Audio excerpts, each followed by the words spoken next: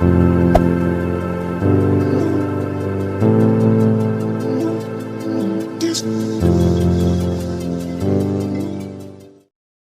semuanya, salam inovatif dan salam kreatif. Gerakan 30 September atau lebih dikenal dengan sebutan G30 SPKI memang menjadi salah satu sejarah terkenal bagi bangsa Indonesia. Kepergian 7 perwira TNI Angkatan Darat yang tak gentar melawan kejamnya gerakan Partai Komunis masih meninggalkan luka yang mendalam bagi seluruh rakyat Indonesia.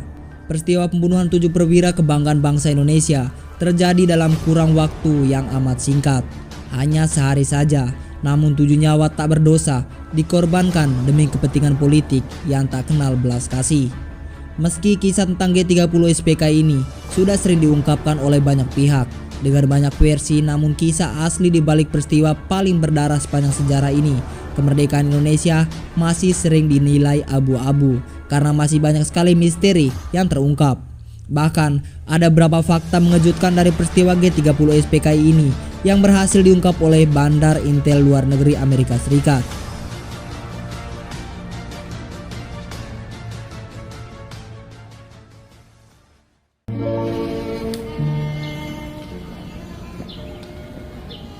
Saya bernama Eji Van Kandau, pangkat terakhir Pelda Pur Marinir dengan NRP 7805.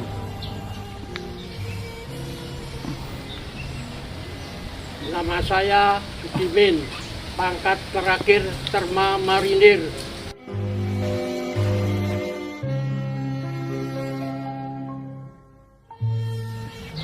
Cerita awalnya kami ini didinaskan oleh Angkatan Laut, yaitu dari Surabaya ke Jakarta. Setelah sampai di Jakarta, kami langsung ke Ancol, yaitu dalam rangka dalam rangka HUT TNI Angkatan Laut. Kebetulan Angkatan Laut sendiri yang menjadi tuan rumah. Saya di situ ketemu dengan Sipur Pasuruan, tapi tugasnya memang lain. Kami tugas di laut, mereka ini tugas di darat. Setelah sampai di Ancol, kami langsung dengan teman-teman yang lain bekerja, yaitu pengukuran pantai, di mana pantai ini nanti akan didarati untuk semua pasukan yang ikut HUT TNI Angkatan Laut, baik itu kapal, alat pendarat maupun material. Saya berlainan dengan Pak Sugimin, karena Pak Sugimin waktu itu ada di pasukan Intai Para Amfibi namanya, IPAM. Sedangkan saya ada di sekolah Intai Para Amfibi. Saya dengan tim itu ada di pusat pendidikan amfibi, di mana kantor kami di sana. Di PP aku Diperintahkan untuk datang ke Jakarta, seperti tadi yang disampaikan, untuk mengukur pantai yang akan didarati oleh peralatan amfibi, jadi seperti LST, SCVT sama tank pendarat. Tugas awal itu Pak sebenarnya Pak ya? Tugas kita itu waktu itu untuk mengukur pantai, membuat profil. Jadi membuat profil pantai, karena pantai itu kan tidak landai, ada yang cepu, atau tidak pasir, tidak mungkin juga. Kemungkinan pada waktu itu sudah bulan Juli atau Agustus, sudah lupa. Saya yang lebih dahulu dari mereka, karena mereka pasukan itu menyusul bergabung dengan kita. Nah, kerja saya waktu itu sudah nyelam di sana, di persiapan untuk untuk hari ulang tahun 5 Oktober. Nah, mereka bergabung. Setelah itu pada malam tanggal 30 September Pak ya? 30 September, jadi malam tanggal 1 ya. Iya, jelang 1 Oktober Pak. Ya, menjelang 1 Oktober itu teman-teman yang dari Priuk itu cerita kepada kita yang ada. Saya karena sudah sering capek berenang itu, jadi jarang pesiar gitu, ke Priok. Jadi mereka mengatakan, kok ada tentara kok pakai doreng, pakai ransel, terus kain apa ya? Nah, jadi pertanyaan, karena pada waktu itu kalau tentara pakai doreng itu siap operasi. Tidak seperti sekarang, kita lihat tiap hari orang pakai doreng. Zaman itu tidak ada orang pakai doreng, kecuali kalau ada operasi kemana saja.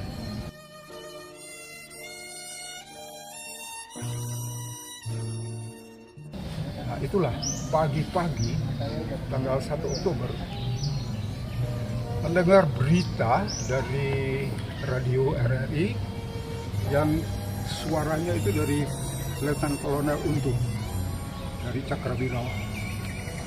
Kesimpulannya artinya mengatakan siapa yang mendukung itu akan dinaikkan pangkat 2 tingkat. Kalau yang simpati itu yang mendapat kenaikan pangkat 1 tingkat. Nah, kita yang nggak tahu apa-apa jadi bingung. Maksudnya apa ya Pak? Ya, maksudnya apa? Karena kita belum tahu kalau ada kejadian itu. Nah, terus jam 10 pagi kita dievakuasi ke Jalan Kuitang. Itu pasukan yang ada di Ancol semua itu bergabung di Markas Besar Marinir yang namanya sekarang Kormar, Komando Marinir. Gitu.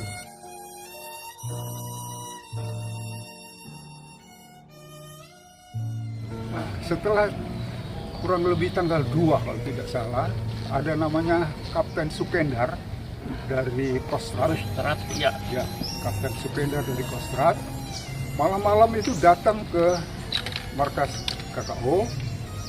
Tujuannya untuk mencari pasukan yang bisa mengambil jenazah di Sumur.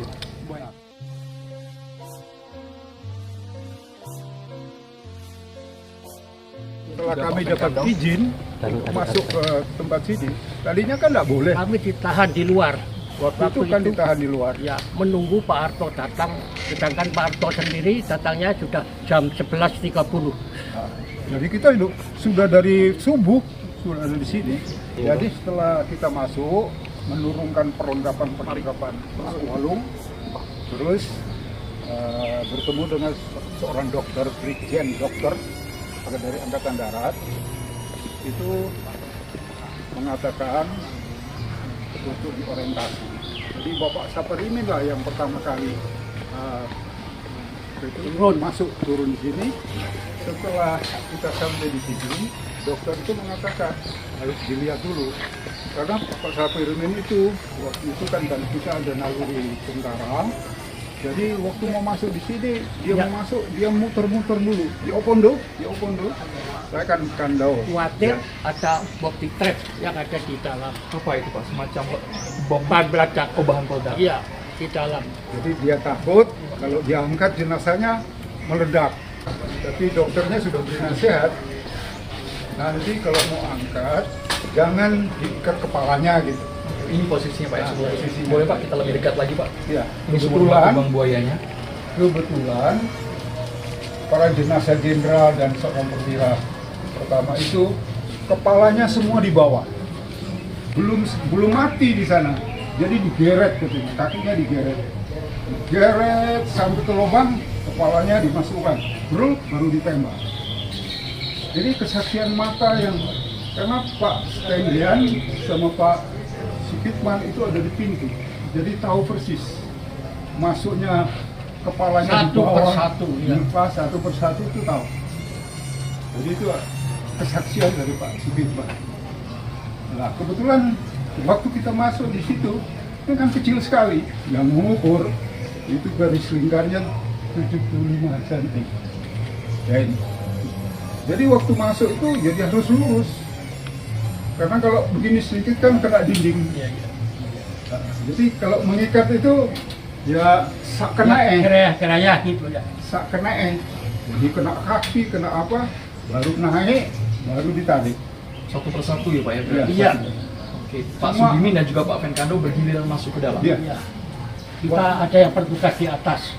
Nah, kalau saya kebetulan belum, saya tidak masuk, saya ada di luar. Di sekitar sini Pak ya. Iya, karena saya mengawasi teman-teman yang menggunakan aqualung. Kalau salah kan bisa juga resiko. Baik, aqualung ini adalah alat selam yang digunakan Ya. untuk marinir Pak ya. Iya. Atau nama lain itu scuba ya. Aqualung scuba. Aqualung itu bikinan Rusia, namanya 1M atau 1B, bikinan Rusia. Hmm. Tapi kita punya itu, Amerika punya, juga ada Jerman punya, kita juga punya. Tapi yang paling banyak dari Rusia. Jadi kebetulan pada saat itu pasukan RPKAD belum punya alat itu. Jadi baru kita, dan Kapten Sukendar ini yang punya pengalaman waktu ada ulang tahun Jogja tahun 64 itu, dia melihat bahwa kita dari IPAM, dari PKO itu pernah menolong jenazah yang sudah meninggal kena keracunan di sini. Ya, Di Madura. enggak di Jogja. Sudah. Nah, jadi waktu itu dia punya ide, wah dia laporan kepada Pak Harto bahwa ada pasukan yang begini-begini nih, cari. Nah itulah makanya Pak Sukendar mencari kita di markas itu. Karena dia tahu persis bahwa kita pernah mengangkat jenazah yang keracunan di Jogja. Jadi dia punya pikiran, tentu pasukan inilah yang bisa. Karena waktu di sini nggak kuat, apa itu baunya nggak kuat. Aroma menyengat dari Iya. Dari jauh sudah. Dari jarak 50 meter aja sudah bau. Ya kalau digambar lihat Pak Harto tutup apa itu kapas di telinga, di hidungnya. Karena memang luar biasa. Baunya ya 7 jenazah. Ini posisi sumur Pak, waktu itu di tahun 1965 sumurnya kering atau berair Pak di dalam itu Pak? Airnya air jenazah. Makanya dokter bilang, oh, kalian tuh luar biasa. Kalau ada eksim, katanya kan bisa. Wah, nggak tahu dia bilang apa. Jadi ada air tapi nyebek-nyebek, tapi itu bukan air sumur, tapi air dari jenazah. Tapi ya apa? Karena kita hanya memikirkan bagaimana untuk dapat mengangkat itu, nggak mikir sakit, nggak mikir apa. Jadi hanya mikir bagaimana untuk dapat mengangkat jenazah itu. Yang pertama kali diangkat Pak, seingat Bapak Fen sama Pak Sugimin siapa Pak? Tanda ya. Ada tendean, itu tendean. Itu yang angkat RPKAD. Itu Nah. posisi paling atas berarti? Ya, dia kan yang terakhir. Menurut Supitman, daripada kata bawa-bawa Pak Tendean, pakai nono. Makanya waktu dianggap, dia jaketnya masih jaket keren, tapi masih tidak kotor. Jelas, Gitu. jelas ini. Jadi identitasnya masih jelas. Jadi pas mungkin pistol atau apa, pas di dada kiri. Masih ada bekas Ada bekas. peluru Pak ya? Iya. Jadi masih bersih dia, kalau dia bersih. Baik, setelah tendean Pak. Tendean. Kalau yang lain sudah kotor karena kotor air si jenazah itu sendiri. Gitu. Setelah berhasil tendean Pak, apakah mereka bertumpuk-tumpuk di dalam sumur Bapak? Posisi jasadnya? Ini kedudukannya itu memang kaki semua di atas 90%. Jadi tidak numpuk itu tidak. Tidak beraturan Pak ya? Iya, nggak peraturan. Ya, ini cemplung mana aja. Baru itu katanya belum mati katanya Supitman. Setelah semua mati ditembak juga dari atas itu. Setelah ditembak dari atas itu ada sampah macam-macam dari bapak-bapak mungkin waktu itu dari masyarakat, kemudian Sudah bercampur bau Pak ya? iya itu ini batang pisang apa itu baru tanah yang Setelah berhasil mengangkat pihak tendean Pak, kemudian di bawah pihak tendean jasad siapa yang berhasil diangkat? Nah, ini yang urutan itu sudah lupa. Cuma yang tendean pertama, yang terakhir Panjaitan. Panjaitan itu yang mengangkat waktu itu Kapten Winanto, pensiunnya yang Mayu Krindo. Mohon maaf Bapak, di dalam kondisi jasad yang sudah berada di dalam sumur, apakah masih lengkap dengan pakaian, baik itu pakaian dinas, kemudian pakaian non formal, bagaimana kondisi jasad waktu itu Pak?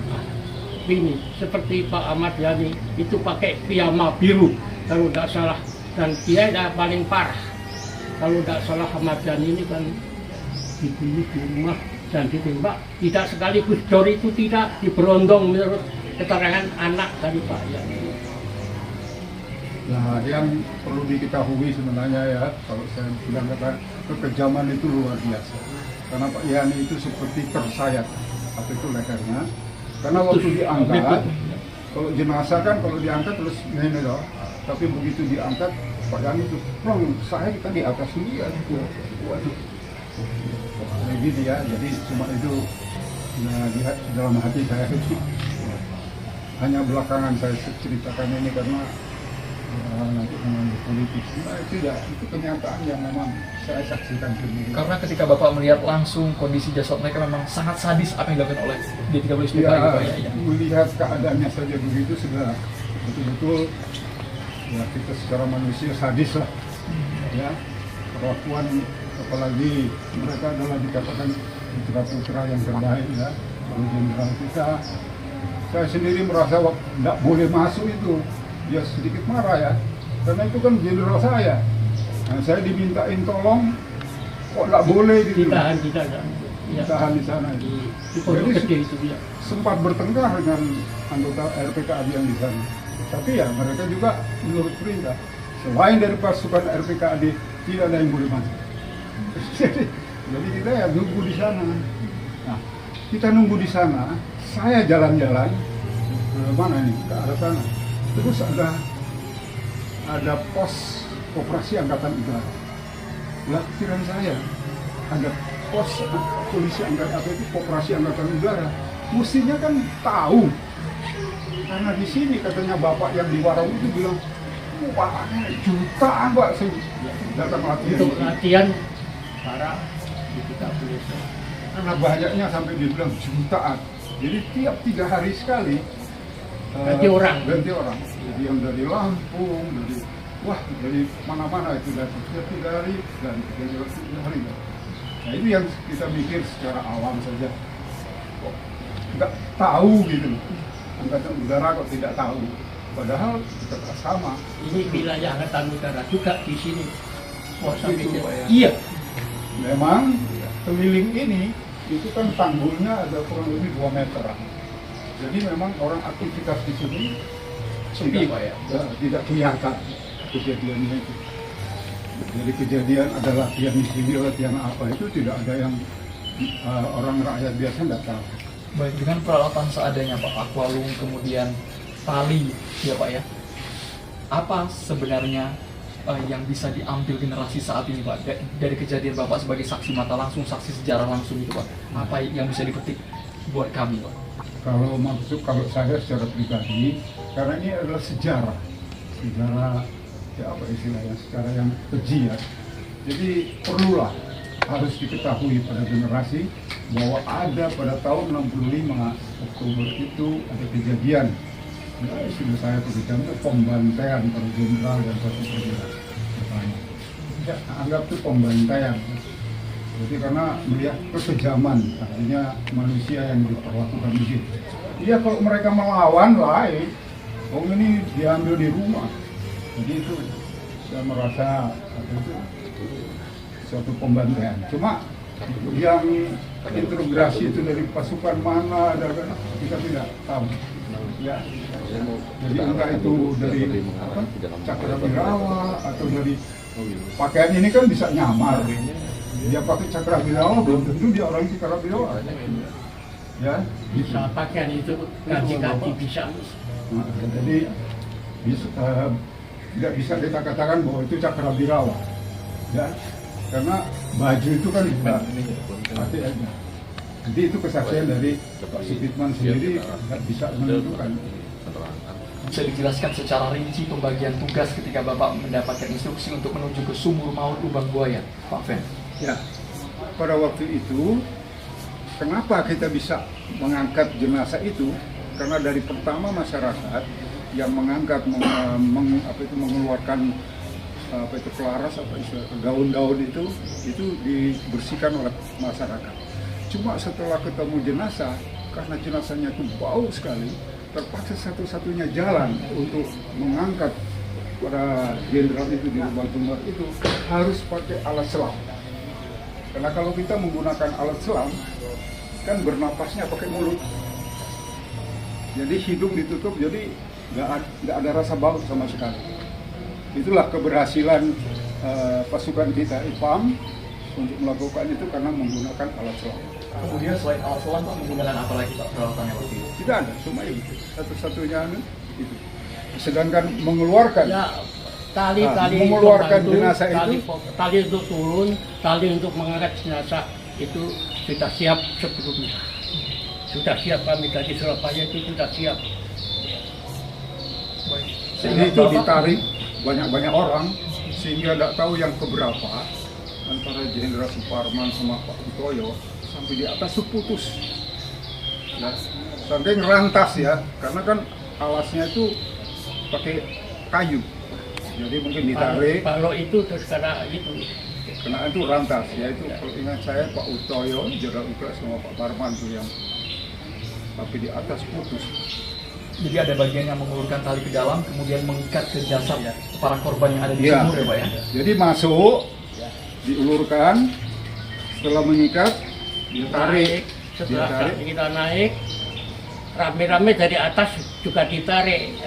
Putusnya ada di palok ini aja. Palok yang melintang itu aja. Jadi yang tarik, habis naik ke atas, baru jenazah ditarik. Jadi bergantian gitu. Sebenarnya yang terakhir sudah tidak ada lagi yang mau ngangkat. Saya sudah pakai aqualung, tapi datanglah Kapten Widanto, itu ngomong, "Fen, kenang-kenangan saya, wes aku aja lebu." Itu Oh dia yang memutuskan untuk masuk ke Pak ya? Iya, Iya. karena dia sudah mau meninggalkan pasukan ini, pasukan IPAM itu yang dia Beliau sedang bertugas di Tanjung Pinang, kalau nggak salah. Dari keterangan teman-teman Bapak di lapangan Pak, Ya. di Lubang Buaya ini, apa yang mereka alami? Ada kesulitan kan ketika berada di dalam? Menurut cerita mereka, ya yang masuk itu nggak bisa kelihatan karena gelap. Padahal sudah pakai bantuan entah Ban selingkuhan, lampu dari atas juga ada, Tapi- tapi tidak kelihatan. tetap tidak kelihatan. 12 meter dalamnya, jadi tidak kelihatan. Jadi Jadi di mereka sini sudah masuk. dipasang lampu itu untuk tapi tetap tidak kelihatan Bisa ya di kelihatan. dalam. Jadi mereka itu yang saya katakan Sambil tadi, meraba ya Pak? ya hanya meraba saja yang kena. Kadang-kadang Dia ikat. kaki, kadang-kadang tangan, Ya, tapi terus- dokter tidak boleh leher. Kalau bisa tapi kan tidak kelihatan. Jadi Ya, bagian tubuh mana dulu Pak yang diangkat Pak? Kecuali leher kan Pak ya? ya. Kecuali secara kebetulan kan kepalanya di bawah semua, jadi enggak. Cuma mungkin banyak beset-besetnya itu karena keinjak kan. Karena prosesnya setelah 4 hari itu, proses pembusukan itu kelihatan sudah, cuma tulangnya ini masih kuat. Tapi Cuma ini sudah keluar dagingnya ini air. sudah, Ya. kalau di copot. Kulitnya itu sudah kelontok semua. Itu yang Kondisi wajah masih bisa dikenalin Pak? Bisa, Bisa, bisa. bisa. dikenal. Yang mana Jenderal Yani, kemudian Utoyo, Parman, Ya itu yang kenal dari Angkatan Darat. Kalau kita tidak kenal, tidak kenal sama sekali. Prosesnya berapa lama Pak itu Pak? 2 jam ya. 2 jam setengah lah, kurang lebih gitu. Secara keseluruhan gitu? Iya. Kita jam setengah 4 itu sudah pulang ke sana ke dan perapatan formal. Sudah Jadi- pulang sampai sana. Jadi setelah Kemudian- diangkat, sudah disediakan peti, langsung dimasukkan ke peti. Gitu. Itu semua disaksikan personel dan juga Pak Soeharto ada juga di Ada, lokasi ya, Pak ya. ya? Prosedur setengah jam itu Pak ya? Jadi rombongan jenazah lebih dulu, kemudian Pak Harto, yang terakhir kami kita ini terakhir Terakhir, ya, kita dipanggil Pak Harto, difoto bersama. terus Pak Harto menyampaikan salam saya kepada Komandan Panglima Jenderal Harto. Itu yang terakhir. Ucapkan terima kasih. Baik Pak Fenkado dan juga Pak Sugini, mungkin ada yang bisa diingat sampai dengan sekarang yang merupakan pelaku sejarah pemirsa pada tahun 1965 mengangkat langsung ada 6 jenderal dan 1 perwira ya Pak ya, di Ya. Sumur Maut Lubang Buaya ini. Bagi generasi kami saat ini Pak, apa pesan yang ingin Bapak sampaikan? Saya berpikir secara bangsa Indonesia yang sudah merdeka ini, Saya pikir sejarah itu perlu disampaikan. Karena pada tahun 65 Oktober itu ada kejadian tragedi yang sangat kejam yang membantai kontinental kita. Saya kira bagi generasi yang mendatang terus harus tahu peristiwa ini, karena ini adalah sejarah yang kecil saya kira.